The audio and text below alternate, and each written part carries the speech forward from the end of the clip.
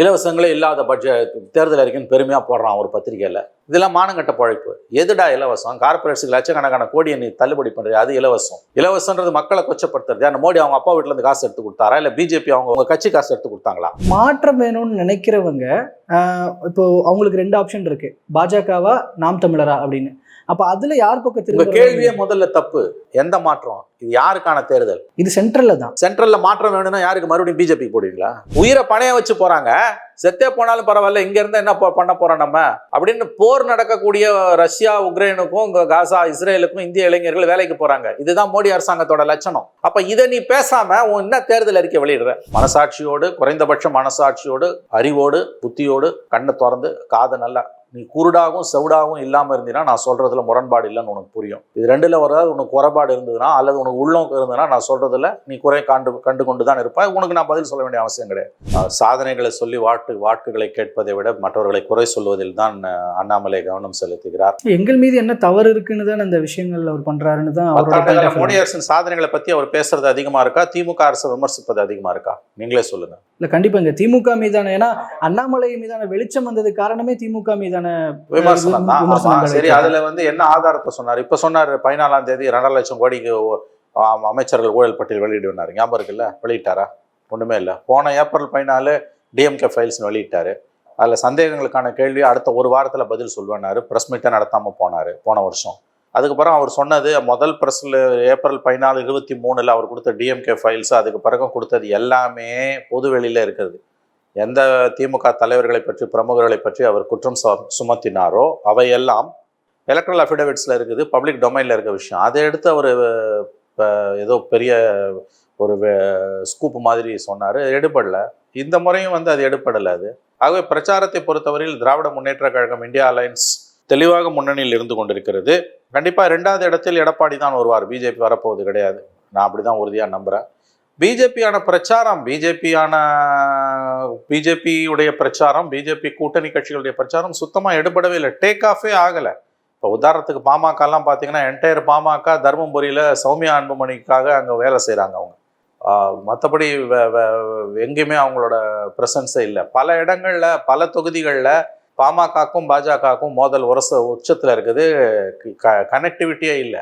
ரீசெண்டாக கிருஷ்ணகிரியில் கூட நடந்தது, கோயம்புத்தூரில் கூட நடந்திருக்கு. அவங்க வேலை செய்ய மாட்டோம்னு வெளிப்படையாக சொல்லியிருக்காங்க. பாமக அண்ணாமலைக்கு வேலை செய்ய மாட்டோம்னு அப்படி தான் தகவல்கள் வருகின்றன. பிஜேபியுடைய அணுகுமுறை என்பது பாமகவை பல இடங்களிலும் வெளியேற்றி இருக்கிறது. அதாவது பெரியவர் டாக்டர் ராமதாஸும் அன்புமணி ராமதாஸும் பிஜேபியோட போய் சேர்ந்துக்கிட்டாங்க. ராமதாஸ் குடும்பம் பிஜேபியோட போய் சேர்ந்துருக்கு, அவ்வளோதான். பாமக தொண்டன் பிஜேபியோட போல அவன் இந்த கூட்டணியை வெறுக்கிறான். அது கீழே நல்லாவே தெரியுது, ஜெல் ஆகல. இதில் இன்னொரு பிரச்சனை என்னன்னா, பாமக பிஜேபி கூட்டணி பொருந்தாத கூட்டணின்னா, எங்கெல்லாம் பிஜேபி பலமா இருக்குன்னு ஒரு தோற்றம் இருக்கிறதோ அங்கெல்லாம் பாமகக்கு வாக்கு வங்கியே கிடையாது. பாமக பலமா இருக்கக்கூடிய இடங்கள்ல பிஜேபிக்கு வாக்கு வங்கி கிடையாது. அதனால இந்த கூட்டணியால எந்த பிரயோஜனமும் 2 கட்சிக்கும் கிடையாது, அப்படியே ஓட்டு விழுந்தாலும்.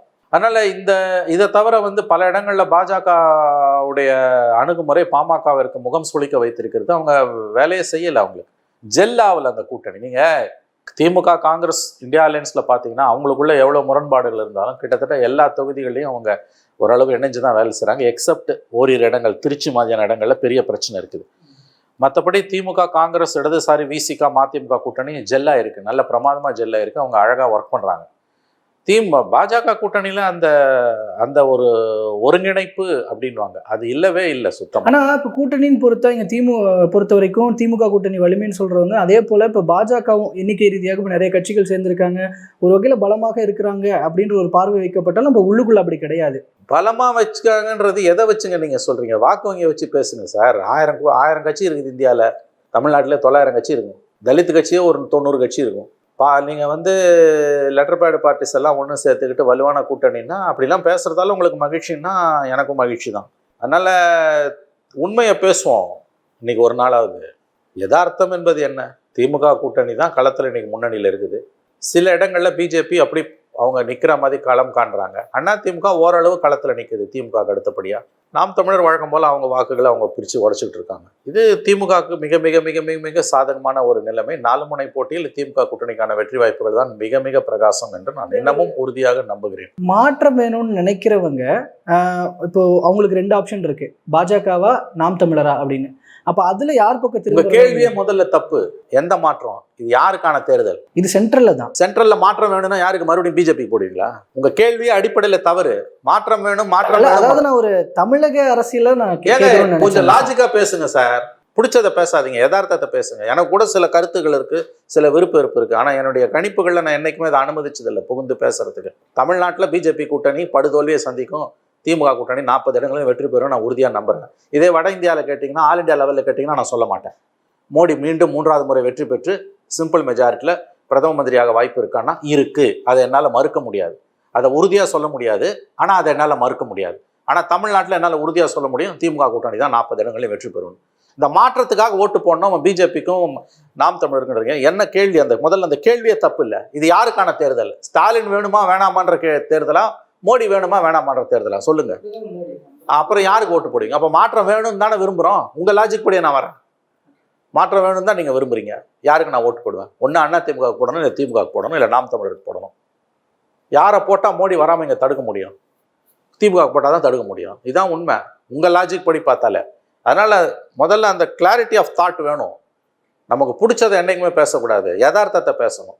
ஆகவே களத்தில் திமுக கூட்டணி 2 வாரங்களுக்கு முன்பு நம்ம பேசும்பொழுது அப்போ தான் பிரச்சாரம் ஆரம்பிச்சிருந்தது. இப்பொழுது தெளிவாக களம் புலப்பட ஆரம்பித்திருக்கிறது. திமுக கூட்டணி முன்னணியில் இருந்து கொண்டிருக்கிறது. என்னுடைய கணிப்பு இந்த நிமிடம் வரையில் நான் சொல்லுகிறேன். இன்று நம்ம 15ஆம் தேதி பகல் 12 மணி அளவில் பேசி கொண்டிருக்கிறோம். திராவிட முன்னேற்ற கழகம், காங்கிரஸ், இடதுசாரிகள், விசிக, மதிமுக, கொங்கு மக்கள் கட்சி, இஸ்லாமிய அமைப்புகள் எல்லாரும் சேர்த்தே நான் சொல்கிறேன், இந்த திமுக தலைமையிலான இந்தியா அலையன்ஸ் தமிழகத்தில் மற்றும் புதுச்சேரியில் 40 இடங்களிலும் வெற்றி பெறுவது உறுதி என்று தான் நான் இன்னமும் நம்புகிறேன். வட இந்தியாவில் அகில இந்திய அளவில் கேட்டிங்கன்னா அது வேற கதை. அங்கே பிஜேபிக்கு வெற்றி, சிம்பிள் மெஜாரிட்டியில் பிஜேபி வெற்றி பெறுவதற்கு வாய்ப்பு இருக்குது. அதை நான் உறுதியாக சொல்ல முடியாது, பட் வாய்ப்பு இருக்குது. அதை மறுக்கவும் முடியாது, ஏற்றுக்கவும் முடியாது. இதுதான் கள யதார்த்தம் தமிழ்நாட்டு லெவல்லையும் ஆல் இண்டியா லெவல்லையும் பார்த்தீங்கன்னா. ஓகே, ஏன்னா இப்போ நானும் அந்த விஷயத்துக்கு தான் போகணும்னு நினைக்கிறேன். ஏன்னா இப்போ நார்த்தில் எந்த மாதிரியான சூழ்நிலை வருது? ஏன்னா இங்கே அமித்ஷாவுடைய வருகைகள் தள்ளி போடும்போதும் நார்த்தில் சூழல்கள் வேற அவங்களுக்கு நெகட்டிவாக இருக்குது, அதனால் அங்கே கவனம் செலுத்துகிறாங்கன்ற ஒரு பேச்சும் இருந்தது. அப்போது அந்த மாதிரியான சூழல் எதுவும் தென்பட ஆரம்பிச்சிருக்கிறதா? எங்கள் வட இந்தியா கண்டிப்பாக வட இந்தியாவில் அவங்களுக்கு ஒரு சவால் காத்திருக்கிறது. அவங்க நினைச்ச மாதிரி கேக் வாக்கு இல்லை. அவங்க 3 மாதத்துக்கு முன்னால் வரைக்கும் என்ன நினைச்சாங்க, அதுவும் 5 மாநில தேர்தல் முடிவுகள் டிசம்பர் 3 வெளியில் வந்து அதில் 5 மாநிலங்களில் 3 மாநிலங்களில் அவர்கள் வெற்றி பெற்ற பிறகு வட இந்திய மாநிலங்களில் அவர்கள் நாம் 3வது முறையாக மோடி பிரதமராவது பிஜேபி வெற்றி பெறுவது சம்பிரதாயம் தான். எலெக்ஷன் டன் டீல் 24, சும்மா ஃபார்மாலிட்டி. அன்றைக்கி ஓட்டு போடணும், இவிஎம் திறக்கணும், 4ஆம் தேதி ஜெயிக்கணும், இப்படி தான் நினச்சாங்க. அது இல்லை, கடுமையான போட்டி உருவாகி இருக்கிறது. இதோட அர்த்தம் அவங்க தோற்று ஆட்சி இழந்துருவாங்க, காங்கிரஸ் சிங்கிள் லார்ஜஸ்ட் பார்ட்டியாக வரும் என்பது அல்ல. பழைய இப்போ 2014 மோடி வந்து 282 ஜெயிச்சார், 19 மோடி 2.0 303 ஜெயிச்சார். சிம்பிள் மெஜாரிட்டி 272 தேவை. அது இந்த முறை கிடைக்குமா என்பதுதான் மிகப்பெரியதொரு கேள்வியாக நம் முன்னால் எழுந்து நிற்கிறது.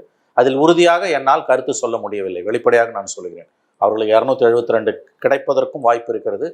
அது கிடைக்காமல் 40-50 சீட் அரௌண்ட் 220 வரத்துக்கும் வாய்ப்பு இருக்குது. இது 2 சினாரியும் வச்சு தான், 2 சினாரியோவையும் தான் நம்ம பேசணும். நான் முரண்பாடாக பேசலை, நல்லா கவனிங்க. ஏன்னா சில பேர் நண்பர்கள் கருத்து தெரிவிக்கக்கூடியவர்கள் நீங்கள் மாற்றி மாற்றி பேசுகிறீங்க ஒவ்வொரு டிவிக்குன்றாங்க. அப்படி பேசலை. மனசாட்சியோடு, குறைந்தபட்ச மனசாட்சியோடு, அறிவோடு, புத்தியோடு, கண்ணை திறந்து காதை நல்லா, நீ குருடாகவும் செவிடாகவும் இல்லாமல் இருந்தீங்கன்னா நான் சொல்கிறதுல முரண்பாடு இல்லைன்னு உனக்கு புரியும். இது 2ல் வராது. உனக்கு குறைபாடு இருந்ததுன்னா அல்லது உனக்கு உள்ளம் இருந்ததுன்னா நான் சொல்கிறதில்ல நீ குறை கண்டு கொண்டு தான் இருப்பாய். உனக்கு நான் பதில் சொல்ல வேண்டிய அவசியம் கிடையாது. நீ பேசுறது நீ பேசிட்டு போகலாம். நான் இப்பயும் சொல்கிறேன், 3rd term ஃபார் மோடி வாய்ப்பு இருக்கிறது என்பதை நான் மறுக்கவில்லை. ஆனால் அது எவ்வளவு சீட்டு 272 அதுக்கு கீழே போகுமா என்பதும் மிகப்பெரிய கேள்விக்குறியாக இருக்கிறது. அதில் யாராலையும் கருத்து சொல்ல முடியல. ஆங்கிலத்தில் சொல்கிறேன், everyone is keeping their fingers crossed. Number 2, உங்கள் கேள்விக்கான பதில், 3 மாதம் முன்னால் குறிப்பாக 5 மாநில தேர்தல் முடிவுகளுக்கு பிறகு 3வது முறையாக பிஜேபி வெற்றி பெற்று மோடி பிரதமராவது உறுதி, எலெக்ஷன் ஒரு ஃபார்மாலிட்டி தான் அப்படின்னு நினைத்து கொண்டிருந்த பிஜேபி இன்னைக்கு அஞ்ச தொடங்கி இருக்கிறது. அவர்களுக்கு கவலை வாட்ட தொடங்கி இருக்கிறது. தனி மெஜாரிட்டி வராமல் போய்விடுமோ என்ற கவலை அவர்களுக்கும் இருக்கிறது. இதுதான் இன்னைக்கு இருக்கக்கூடிய நிலைமை. இது வந்து இட் குட் கோ ஐதர் வே, இப்படியும் போகலாம் அப்படியும் போகலாம். அதனால் நம்ம அதை உறுதியாக வந்து எல்லா கருத்து கணிப்புகளும் பிஜேபிக்கு சாதகமாக வந்தாலும் அவர்களுக்கு உள்ளுக்குள் தோல்வி பயம் பிடித்து ஆட்டத் தொடங்கி இருக்கிறது என்பதுதான் உண்மை. இப்போ அப்போ பிஜேபி குறித்து பார்த்துட்டு இருக்க நேரத்தில் அவங்க இப்போ தேர்தல் அறிக்கை வெளியிட்டிருக்கிறாங்க. இப்போ கடைசியாக தேர்தல் அறிக்கை வெளியிட்டிருக்கிற முக்கியமான கட்சியாக பிஜேபி இருக்குது. அந்த தேர்தல் அறிக்கையில் உள்ள சிறப்பம்சங்கள் என்ன, இல்லை அதில் முதல்ல நீங்கள் பார்க்குற விஷயம்? அது சிறப்பம்சம்னு சொல்கிறதுக்கு அது ஒன்றுமே கிடையாது. அது தேர்தல் அறிக்கையே கிடையாது. முதல்ல தேர்தல் அறிக்கைகளில் நரேந்திர மோடிக்கு எந்த விதமான நம்பிக்கையோ ஆர்வமோ மதிப்போ கிடையாது. 2014 அவர் முதல்ல ஜெயிச்ச தேர்தல் அறிக்கை அப்போ 4 கட்ட தேர்தலாக நடந்தது. மன்மோகன் சிங் ஆட்சி காலத்தின் இறுதியில் நடந்த தேர்தல். முதல் கட்ட தேர்தல் எனக்கு நன்றாக நினைவு இருக்கிறது, ஏப்ரலில் தான் நடக்குது. நம்மளும் முதல் கட்ட தேர்தலில் தமிழ்நாட்டில் அப்போ தேர்தல் நடந்தது. மோடியா லேடியான்னு கட்டி ஜெயலலிதா 37 சீட்டு ஜெயிச்ச தேர்தல். அந்த தேர்தலில் போலிங் ஆரம்பித்து 8 மணிக்கு போலிங் ஆரம்பிக்குது, 10 மணிக்கு அவங்க மேனிஃபெஸ்டோ ரிலீஸ் பண்ணுறாங்க. ஃபஸ்ட்டு ஃபேஸ் போலிங் ஸ்டார்ட் ஆன பிறகு மேனிஃபெஸ்டோ ரிலீஸ் பண்ண கட்சி அது. காங்கிரஸ் கட்சி 1 வருஷத்துக்கு முன்னாலேயே தேர்தல் அறிக்கை சம்பந்தமாக பொதுமக்கள் கருத்து தெரிவிக்கலான்னு ஆயிரக்கணக்கான லட்சக்கணக்கான ஆலோசனைகள் வந்தது அவங்களுக்கு காங்கிரஸ் கட்சிக்கு. பிஜேபி 12 நாளைக்கு நேற்று மேனிஃபெஸ்டோ ரிலீஸ் பண்ணாங்கல்ல, அதுக்கு 13 நாள் முன்னால் தான் கமிட்டியை ஃபார்ம் பண்ணுறாங்க ராஜ்நாத் சிங் தலைமையில். இதுதான் அவங்க மேனிஃபெஸ்டோஸுக்கு கொடுக்குற முக்கியத்துவம், இதுதான் அவங்க லட்சணம். வேலையில்லா திண்டாட்டத்தை பற்றியும் விலைவாசி உயர்வை பற்றியும் அந்த மேனிஃபெஸ்டோ ஒரு வார்த்தை கூட பேசலை. 2014 மேனிஃபெஸ்டோவில் 2 கோடி வேலை வாய்ப்புகளை உருவாக்கும் நாங்கள், அரசு வேலைன்னு அவங்க சொல்லலை, 2 கோடி வேலை வாய்ப்புகள் நாங்கள், நல்ல ஒரு ப்ராமிஸ், போல் ப்ராமிஸ், தேர்தல் வாக்குறுதி. குறைஞ்சபட்சம் அந்த ஒரு டோக்கனிசம் வாங்க, அது கூட இந்த முறை இல்லை. வேலையில்லா திண்டாட்டம் தலைவிரிச்சு ஆடுது இந்தியாவில். 50 ஆண்டுகள் இல்லாத அளவுக்கு இன்றைக்கி வேலையில்லா திண்டாட்டம் தலைவிரிச்சு ஆடுது. இதை யாராலையும் மறுக்க முடியாது. நீங்கள் மறுக்க மாட்டீங்க, நான் நம்புகிறேன். சர்வதேச தொழிலாளர் அமைப்பு, இன்டர்நேஷனல் லேபர் ஆர்கனைசேஷன் கணக்கின்படி மிகப்பெரிய அளவில் இந்தியாவில் வேலையில்லா திண்டாட்டம் தலைவிரித்து ஆடிக்கொண்டிருக்கிறது. ஒரு எரிமலை குழம்பின் மீது இந்தியா அமர்ந்திருக்கிறது. வேலை இல்லாதவர்களில் 85%, 83% பேர் இளைஞர்கள், 35 வயசுக்கு கீழே இருக்கவங்க. மிக மோசமான ஒரு நிலைமையில் இந்தியா இருக்கிறது. ஜாப் ராயட்ஸ் நடந்தது பீகாரில், நம்ம பார்த்தோம் 2 ஆண்டுகளுக்கு முன்பு. ரயில்வே எக்ஸாமில் பேப்பர் லீக் ஆகி பங்க்லிங் குளறுபடியாகி நார்த்தன் ரயில்வே மன்னிப்பே கேட்டான் வெளிப்படையாக. உத்தராகண்டில் அரசு ஊழியர்களுக்கான அந்த தேர்வில், டிஎன்பிஎஸ்சி மாதிரி அங்கே இருக்கக்கூடிய தேர்வில் 4 முறை பேப்பர் லீக் ஆகி 4 முறையும் எக்ஸாம் ரத்து செய்யப்பட்டிருக்கிறது. உத்தரப்பிரதேசத்தில் கான்ஸ்டபிள் தேர்வுக்கு 3000 போஸ்ட்டுக்கு 30 லட்சம் பேர் அப்ளை பண்ணுறான். அந்த பேப்பர் லீக் ஆகி பெரிய பிரச்சனையாக இருக்குது. நம்முடைய இளைஞர்கள் வேலை தேடி ரஷ்யாவுக்கு போகிறாங்க உதிரி வேலை செய்கிறதுக்கு. அவங்கள உக்ரைன் வாரில் கொண்டு போய் ரஷ்யா ஈடுபடுத்துது. காசாவில் 6 மாதமாக சண்டை நடக்குது. இஸ்ரேலுக்கு நம்முடைய தொழிலாளர்கள் வேலைக்கு போகிறாங்க, உயிரை பணைய வச்சு போகிறாங்க. செத்தே போனாலும் பரவாயில்ல, இங்கேருந்து என்ன பண்ண போகிறோம் நம்ம அப்படின்னு போர் நடக்கக்கூடிய ரஷ்யா உக்ரைனுக்கும் காசா இஸ்ரேலுக்கும் இந்திய இளைஞர்கள் வேலைக்கு போகிறாங்க. இதுதான் மோடி அரசாங்கத்தோட லட்சணம். அப்போ இதை நீ பேசாமல் உன் என்ன தேர்தல் அறிக்கை வெளியிடுற? இந்த கேள்வி நியாயமா தவறா நீங்கள் சொல்லுங்கள். மற்ற விஷயங்களில் மோடியை விமர்சனம் பண்ணுறது, பிஜேபி விமர்சனம் பண்ணுறது ஒரு பக்கம் இருக்கட்டும். 10 ஆண்டு காலமாக கொடுத்த வாக்குறுதி எந்த அளவுக்கு நிறைவேற்றிருக்கோன்றதை பற்றி விலாவரியாக ஒரு வார்த்தையுமே இல்லைங்க. ஒன்று கடந்த காலத்தை பற்றி பேசுகிறாங்க, நேருவை திட்டுறாங்க. 50 வருஷம் 60 வருஷம் இது அடுத்த 27 மே 27 வந்தால் ஜவஹர்லால் நேரு இறந்து 60 வருஷம் ஆகுது. 60 வருஷம் மேலே இறந்து போன ஒரு தலைவரை பற்றி விமர்சனம் பண்ணுறாங்க, திட்டுறாங்க. இல்லை 2047 அடுத்த 25 வருஷம் தள்ளி போகிறாங்க. ஒன்று 50 வருஷம் பின்னால் போகிறாங்க, இல்லை 25 வருஷம் முன்னால் போகிறாங்க. இப்போ இருக்க நிகழ்காலத்தை பற்றி பேசவே மாட்டேன்றாங்க. வேலையில்லா திண்டாட்டத்தை பற்றியும் விலைவாசி உயர்வை பற்றியும் பேசாமல் என்ன தேர்தல் அறிக்கை? ஏன்னா அவங்களுக்கு தேர்தல் அறிக்கை மேலே அவங்களுக்கு நம்பிக்கை கிடையாது. நாப்கின் ₹1 கொடுக்குறோம், நம்ம தமிழ்நாட்டில் இலவசமாக கொடுக்குறோம். அது இலவசங்களே இல்லாத பட்ஜெட் தேர்தல் அறிக்கைன்னு பெருமையாக போடுறான் ஒரு பத்திரிகையில். இதெல்லாம் மானங்கட்ட பழைப்பு. எதுடா இலவசம்? கார்பரேட்ஸுக்கு லட்சக்கணக்கான கோடியை நீ தள்ளுபடி பண்ணுறது, அது இலவசம். இலவசன்றது மக்களை கொச்சப்படுத்துறது. மோடி அவங்க அப்பா வீட்டிலேருந்து காசு எடுத்து கொடுத்தாரா, இல்லை பிஜேபி அவங்க கட்சி காசு எடுத்து கொடுத்தாங்களா?